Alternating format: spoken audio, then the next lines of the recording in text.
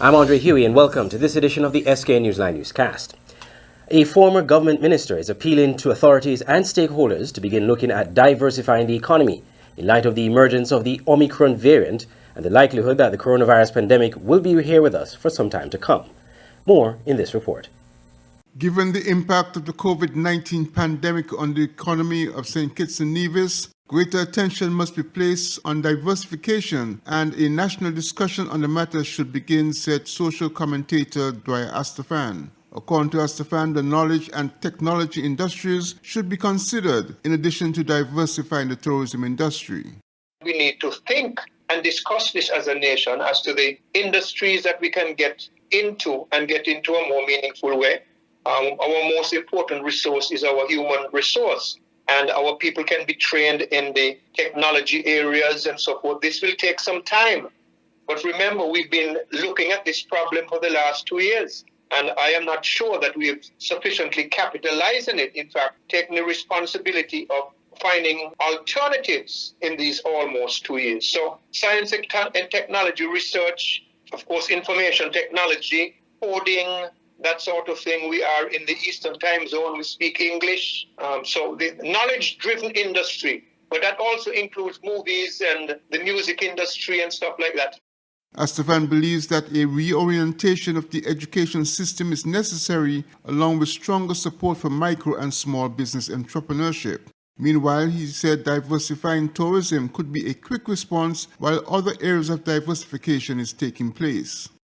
I would like to think that it might be more beneficial to us if we're focusing on tourism to do so on residential tourism, educational tourism, health tourism. Yes, cruise and overnights are okay. But if somebody owns a condominium or a villa here and is going to spend 6-9 months a year, like our students in educational tourism, there is far more capital input into the economy from each one of these than you have from somebody coming for 4 or 5 nights. And remember, the person coming for 4 or 5 nights books with an airline, books through the hotel with an agent. Most of that money stays out of our economy. But in the case of residential tourism, people are buying things, buying properties, buying vehicles, paying for goods and services, living on the island for a good part of the year. And if not, they might even put their homes into Airbnb. So this is the area, I think, in tourism where we need to be looking at.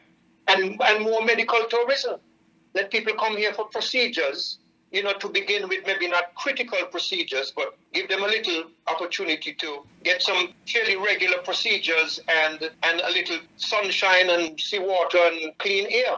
So I think those are areas in tourism that we can move to fairly quickly. It won't happen overnight, but in a matter of 6 to 12 months, you might be surprised to see the gains that we will have achieved in addition to the other areas. Astafan expressed the view that some focus on the sciences, technology, and engineering also would be helpful for the long-term diversification of the national economy. Glenn Barrett reporting for Skn Newsline. Health authorities are being praised for increased testing with the free car park testing program, which was launched this week. But the call is being reiterated to utilize rapid testing and make it accessible to the general public in the fight to mitigate the spread of the coronavirus. While applauding the authorities for the new thrust in increasing testing, former Chief Medical Officer Dr. Patrick Martin is renewing calls to also utilize rapid antigen testing to aid in the mitigation of the spread of the coronavirus. Dr. Martin, in an interview with the Skn Newsline, believes that this rapid test should be available to every household in the country. We have community spread of Omicron, so the assumption is that all are going to become exposed. What you want to do is to keep your hospital system from becoming overwhelmed. And so you concentrate your testing resources on persons who have symptoms. Bearing in mind that some symptoms may be influenza, some symptoms may be common cold, and some symptoms may be Omicron. So in a situation where your resources are somewhat limited, you have to prioritize. It's correct to give higher testing priority to persons who have symptoms, particularly those whose symptoms may be moderate or serious. Rapid antigen testing has always been a fundamental part of a robust testing strategy and a robust COVID response. This will help us in relation to reducing the need for school and office closures. If people had the rapid test at home and had symptoms, test themselves at home, stay home. And this is what's called social capital. This is about mobilizing, encouraging people to be a part of the process. Right? So you don't have to go to a hospital or health center to get tested. If you can test yourself at home and then report your results to the Ministry of Health via a downloadable app, that is so much better. You'll get real-time data. Meanwhile, the former chief medical officer, in addressing claims by unvaccinated persons that it made no sense to vaccinate in light of the spread of the Omicron variant, pointed out that the COVID-19 vaccines were designed to lessen the chances of hospitalization if someone contracts the virus, as opposed to preventing the person from being infected. That's a very important point. A vaccine does not prevent the virus from getting into your nostrils. It cannot, because a vaccine is not a condom or a barrier. What a vaccine does is to boost your immune system so that in the event that the virus gets in, that your immune system is ready and raring to fight back. The Ministry of Health is offering increased testing opportunities for persons experiencing COVID-like symptoms, following through on plans announced in late December. The car park testing was introduced for 1 hour on a weekly basis in the first instance. The scheduled days are Tuesdays at the Bastia Health Centre, Wednesday at the Pogson Hospital, and Thursdays at the Mary Charles Hospital. Testing will take place from 6:30 a.m. to 7:30 a.m. at all venues on the designated days. Persons must be exhibiting COVID-like symptoms to access this free, convenient service. Andre Huey, Skn Newsline. When we come back, prison officers benefit from refresher training course.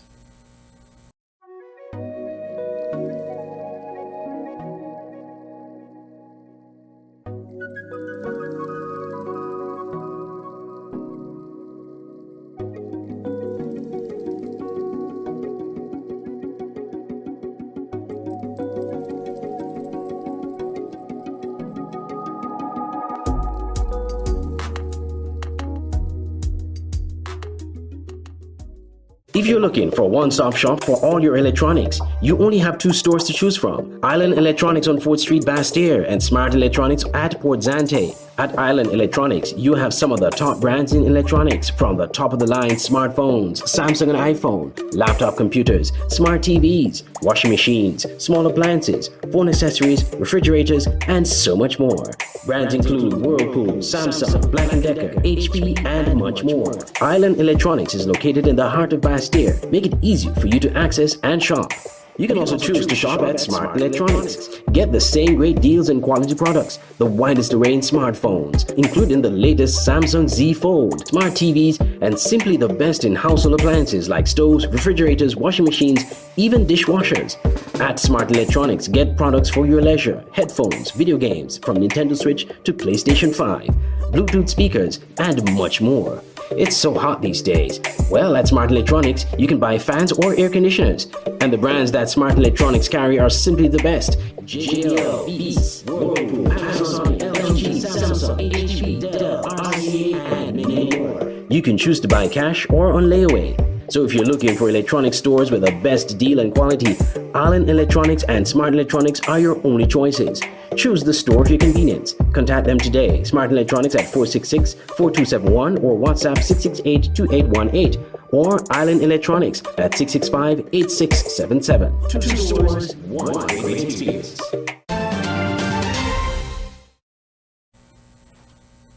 Welcome back. Skn Newsline recapped the year 2021 in a special program, 2021, the year that was, which debuted on Channel 95 on the cable on Monday and on Skn Newsline online channels on Tuesday night. Here's a recap of that broadcast.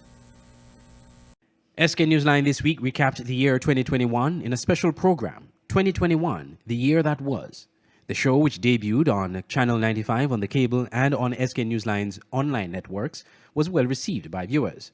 The year that was comprised Andre Huey as host, Skn Newsline's broadcast journalist Glenn Bart, and journalist at WinFM Devon Cornelius. The panel looked at stories that made headlines regionally, locally, and internationally. Here are highlights from the show. Assassination of their president coming at a time when there were a lot of tension within the country. But perhaps to me, what is often overlooked is why Haiti is where it is at the moment. Let's put aside the natural disasters for a moment. One has to look at the historical context in which back hundreds of years ago, when Haiti gained its independence through the revolt with Toussaint Louverture and so forth, for their security of their independence, they had to pay France millions of dollars. And that is a situation that has only been relieved, I think, within the last 10 years or so. Why is it that when politicians in St. Kitts and Nevis are being sworn in, they pledge allegiance to the Queen instead of pledging allegiance to the people that put them there? So you said it before, Mr. Huey. We have this conversation around independence, national heroes, and after, before, that's it. I think for me, it's not really St. Kitts and Nevis benefiting anything much from being in association with the Queen, but I think it has a lot to do with the titles and the accolades and, you know, how it looks. Because there were some people, or a few people, who would have said, I took the vaccine and this happened to me. I took the vaccine, I had blood clots. I took the vaccine, I had, you know, adverse reactions to it. And for those people, they had to now spend extra money to go to, you know, get medical treatment to correct the problem that may have been caused as a result of them taking the vaccine. And the issue for me has been what provisions were there, if any, to protect persons like that, and would have probably given assurance to persons who were hesitant that, okay, I feel I can take the vaccine, and if anything were to happen to me adversely, I have the government in my corner. It's an issue of interest. Now, if you're a businessman or a business person or a company, corporation, or institution, your first interest really is to your shareholders or to the safety and longevity of your business. And if it is said that, well, vaccines are offering a certain level of protection, then you seem to have a sort of right as the owner, as the management of your business, to say, listen, all of you in my company needs to get vaccinated. But the problem really arose when you had a situation where companies were saying, well, you can't work in my offices, you have to go home. With some supporters of the Labour Party, it is something new for them. They have never been through a process like this before. You know, having a leader for the past 30 years, it is something that some were not willing to accept.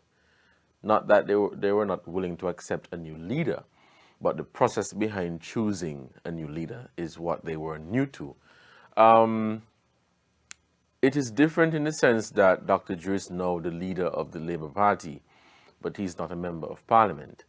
And as you may know, he is receiving a lot of criticism, or the Labour Party is receiving a lot of criticism for that, being the leader and not being a member of Parliament, which some people have said is not the best thing. 2021, the year that was, can be viewed on demand on the Skn Newsline YouTube channel and Facebook page. Andre Huey, Skn Newsline. 20 prison officers benefited from a refresher training course that sharpened their skills in several areas. The course ran for 2 weeks in December. The first week focused on senior officers, and basic grade officers, that's junior officers, attended the second week. Areas covered during both weeks included an overview of the prison's history, standing orders relevant to Her Majesty's Prison, HMP, weapons training, as well as practical report writing. However, the senior officers also covered topics such as ethics, morals and values, communications and assertiveness, as well as search techniques, while the basic grade officers had sessions on conflict resolution, use of force, and leadership. The HMP training consultant and former acting superintendent of prisons, Sheila Connor, coordinated the course, in addition to facilitating some of the sessions. He said he thought the 2 weeks went very well. During a modest closing ceremony on December 31st, held at the main hall at the prison, several of the officers received prizes for being the top performers in different areas. For senior participants, Sergeant Tracy O'Loughlin was named the top performer in class, while best range results for both small and large targets went to Principal Officer Desmond Solis. Best report writing went to Sergeant Kirsten Solis, and Principal Officer Shawna Herbert received an honorary mention as the best participating officer. Among the basic grade officers, Jermaine Hendrickson was named the top performer in class. There was a three-way tie for the best range results, and the prizes went to basic grade officer Dylan Diaz, Vance Elliott, and Tristan Johnston, while best report writing went to Florence Mike. Basic grade officer Jornad Ramphil was named the best participating officer. This has been the local news. Stay tuned, we'll have the regional news up next. It's the new and improved Skn Newsline Android mobile app. With the Skn Newsline app, you can watch your news reports, the Skn Newsline Newscast, sports, special features, and so much more. You can also send us a WhatsApp or call us directly. Go in the Google Play Store, search Skn Newsline, and download the app today. The Skn Newsline mobile app. News on the go.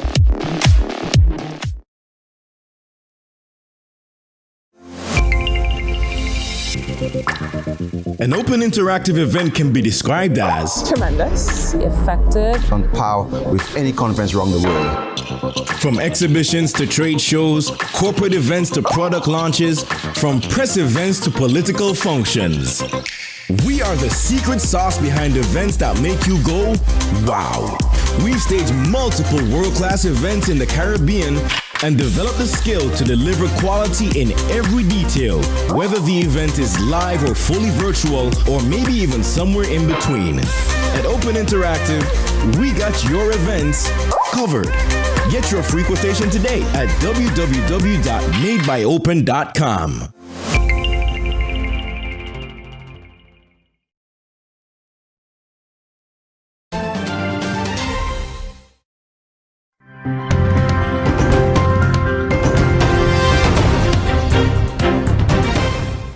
On to regional news. St. Lucian Prime Minister Philip J. Pierre has expressed deep concern about the country's ballooning national debt. The Minister for Finance is known as a fiscal hawk who has expressed resolve to rein in recent excesses. However, will he have to resort to kicking the can down the road as the country faces a slew of macroeconomic challenges? HTS TV reports. St. Lucia's burgeoning national debt is weighing heavily on the mind of the Minister for Finance, Prime Minister Philip Joseph Pierre. Successive administrations have gone on a borrowing binge, with the debt tally now tittering on a formidable $4 billion mark. We begin 2022 saddled with the negative effects of COVID and a sovereign debt burden of over $3.9 billion and over $500 million of other debt commitments. But with the number of unfinished major public projects behind schedule and over budget, in all probability the Minister for Finance will have to be knocking on creditors' doors seeking additional funds. An unfinished St. Jude Hospital and Hiwanora International Airport redevelopment project, all of which are experiencing rising costs above and beyond what we were originally told. Getting our public finances in order will take a Herculean task of policy coherence, strategic communication and consultations, efficient implementation, resource mobilization, elimination of corruption, transparency and accountability in order to achieve better economic outcomes for our nation and economy. Prime Minister Pierre listed the accomplishments of his 5-month-old administration, but warns that the daunting challenges that lie ahead would require national resolve and discipline. 2022 must be a year for national reassessment, rebirth, and recalibration. Our nation will have to live with the pandemic while addressing the systemic shortfalls in education, healthcare, social justice, governance, and infrastructure. The most pressing health crisis remains COVID-19. The scientific way to reduce the burden on health infrastructure and reducing death is getting people vaccinated. Even Omicron, which is raging throughout the world right now, hospitalizations are still largely by people who are unvaccinated. We cannot afford the luxury of lockdowns anymore. Our children have lost too much school. Our businesses are closing. We simply cannot afford another 2020 or 2021.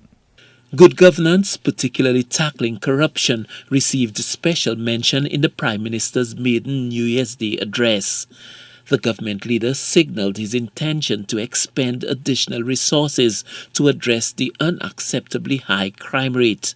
This against the backdrop of 2021 entering the record books with 75 homicides.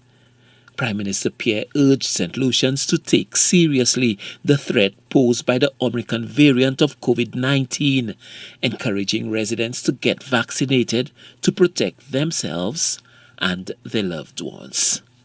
Skn Newsline for the HGS News Force.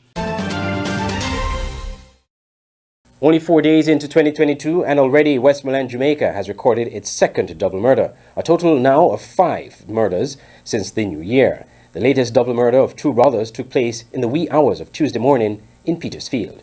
More from CBM TV. The community of Carrawinna Petersfield, Westmoreland, has been left reeling from Tuesday's murder of 2 brothers, 43-year-old Dervin Jones and 41-year-old Sheldon Jones, otherwise called 4, just a stone's throw from their houses. A brother of the men, both Masons, reportedly discovered their bodies around 5 a.m. after gunshots were heard around midnight. 4 children are now fatherless, and their mother, Sheldon's other half, is contemplating how she'll get by. She recounts her last moments with him on Monday when he gave her funds to purchase school items for their son. So he give me the money and I must go shop and buy things them. So I go stop to buy the things and when I come back and come from work in the evenings of evening. So I see him bed and I go, so I turn to him and say, you see now come out of here and you see I go. I say, how much money say I got road for go drink rum? And I say, what do you care, man, what do you? I said, in the yard. And he said, I soon come, man. And that was it. And I see him back from that. You know, but because I'm brother's birthday, me saying go for him brother out of the bar this I was having a drink. And my hand off that him take care of me and my children them. Even though I still use my hand on fashion because I do my little thing, but you know, and he my breadwinner. And my kids they really feel it because they really love their father. Overwhelming is too soft an emotion to describe what the men's siblings are feeling, having not recovered from their mother's death almost 6 months ago. I hear the gunshot them last night and I never really know that I'm 2 brothers gone. Our mother passed away on the 13th of July and we buried her the 24th of September. Now it's just 4 months since we buried our mother and we have to go and bury our 2 brothers. Very hard, very hard. If you have your house and 4 come, if you have money, you work on the same way, and when you have your PM, they're in the same way. They are still trying to put together the pieces of the puzzle. I don't understand why this happened. I don't know. Maybe they're at the wrong place at the wrong time. None of them are nobody, no. The police say investigations continue. Tuesday's double murder follows a bloody New Year's Day with 2 men killed in Cornwall Mountain and another in Retreat, Negril.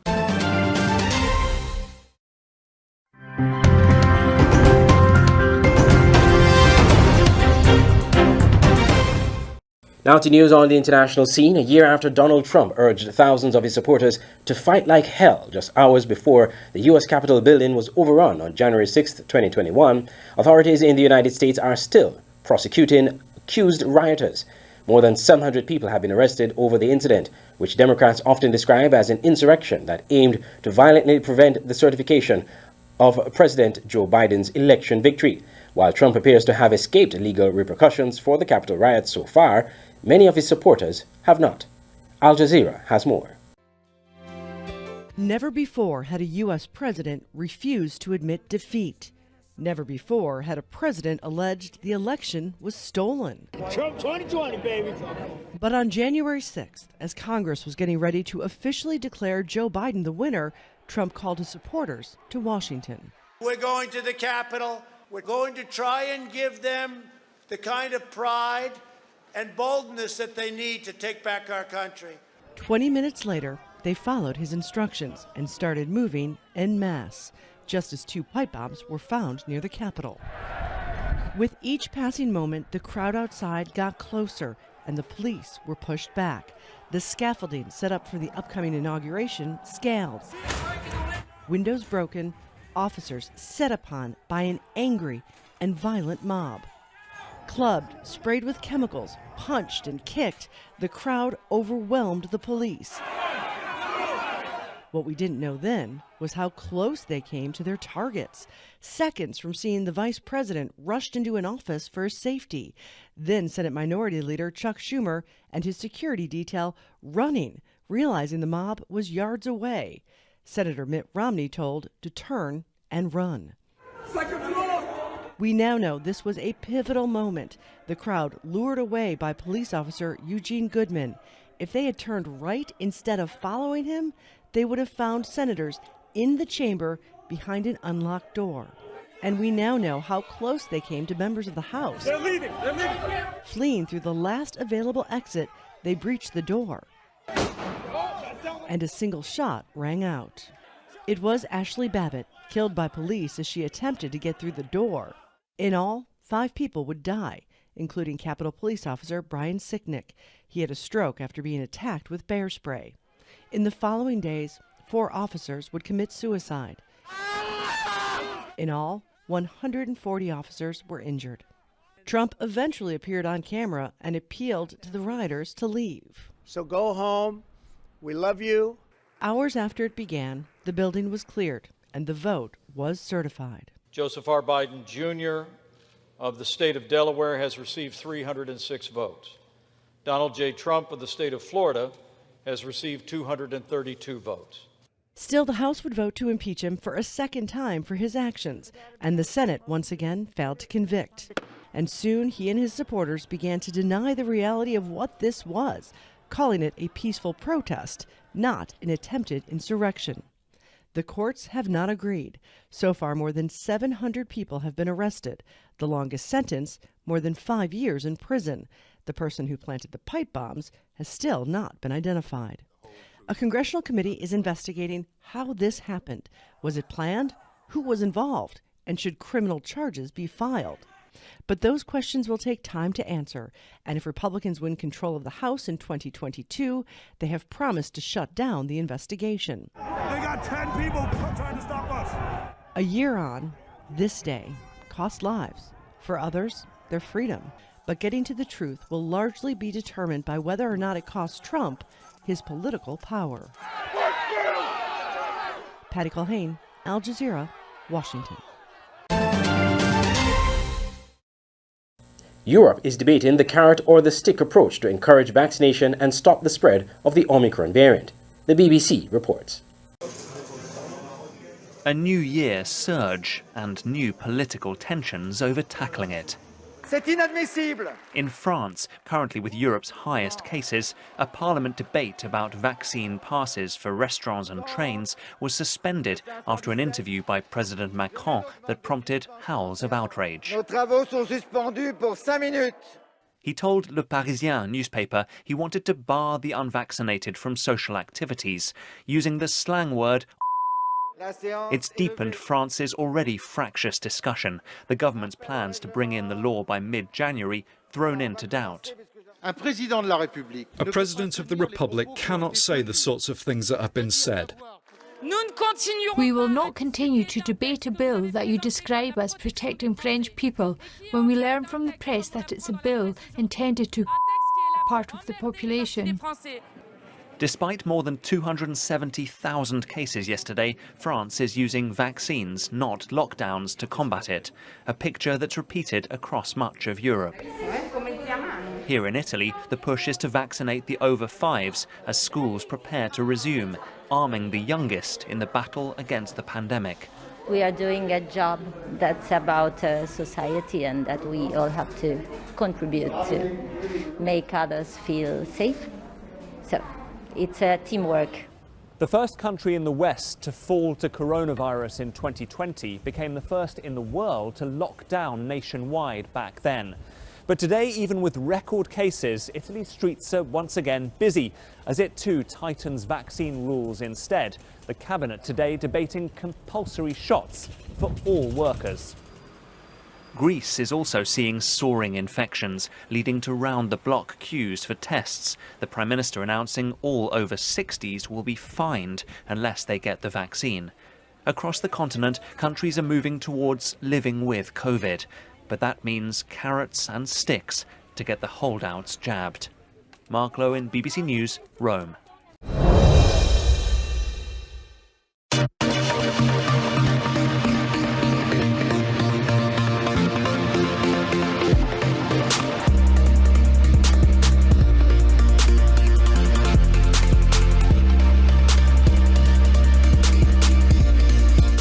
Now to sports. Australia has cancelled Novak Djokovic's visa and denied entry to the men's #1 tennis player, the country's border agency announced, saying the sportsman failed to provide appropriate evidence to meet entry requirements.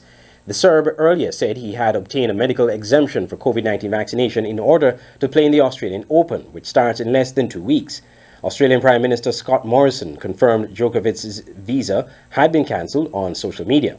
Rules are rules, especially when it comes to our borders. No one is above these rules. Our strong border policies have been critical to Australia having one of the lowest death rates in the world from COVID. We are continuing to be vigilant, he said on Twitter. Djokovic is fighting against deportation from Australia. His lawyers are appealing against the decision in the court, with the case adjourned until next week. More from Al Jazeera. This wasn't the arrival the world's #1 men's tennis player had planned on the eve of the Australian Open. Whisked off to a government quarantine hotel with his visa revoked on touchdown. Immigration authorities said Novak Djokovic had failed to meet the requirements to enter. There are no special cases. Rules are rules. That's the policy of the government and has been our government's strong border protection policies, and particularly in relation to the pandemic, that has ensured that Australia has one of the lowest death rates from COVID anywhere in the world. Tennis Australia and the Victorian government had granted him a medical exemption to travel to Melbourne to defend his Grand Slam title. But the federal government deemed his application insufficient, with reports the visa he used to try and enter Australia did not allow for exemptions for unvaccinated travellers. The ABF has done their job. Entry with a visa requires double vaccination or a medical exemption. I'm advised that such an exemption was not in place, and as a result, he is subject to the same rule as anyone else. Djokovic has never publicly revealed his vaccination status, but his opposition to vaccinate is well known. His medical exemption to travel to Australia triggered widespread anger from many who've endured months of lockdowns, and as COVID-19 infections reach record daily numbers. But his supporters are furious, with the Serbian president labelling the incident harassment and maltreatment, declaring on social media that his country will fight for Novak truth and justice. He's got a massive Serbian community behind him, and we all love him, and can't wait to actually come and support him and actually see him play. Thank you, Australia, for locking down like a refugee, like a criminal. Thank you so much. Novak Djokovic had been seeking to win his 21st Grand Slam singles title, overtaking Rafael Nadal and Roger Federer at this tournament. For now, those hopes seem dashed. Instead, he's facing a legal battle to try and stop being sent home.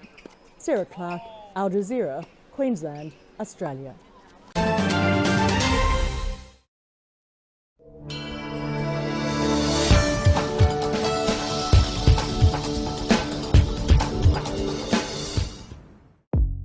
Welcome to the Skn Newsline Weather Report. I am Janil Boole. Here is a look at the 4-day forecast for St. Kitts and Nevis.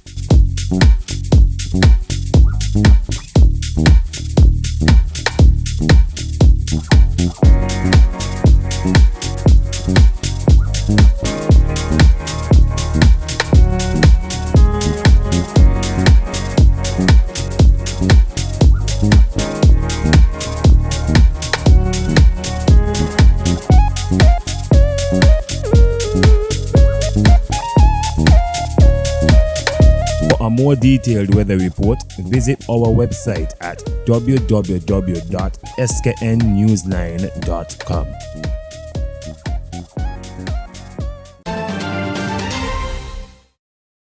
You have been watching the Skn Newsline newscast. For more news and sports, log on to our website at www.sknnewsline.com. You can visit our Facebook page. Make sure you like and follow the page if you haven't done so, and subscribe to our YouTube channel. You can also download our Android mobile app, search SK Newsline in the Google Play Store. From all of us here at SK Newsline and Channel 95, I'm Andre Huey. Thank you for watching.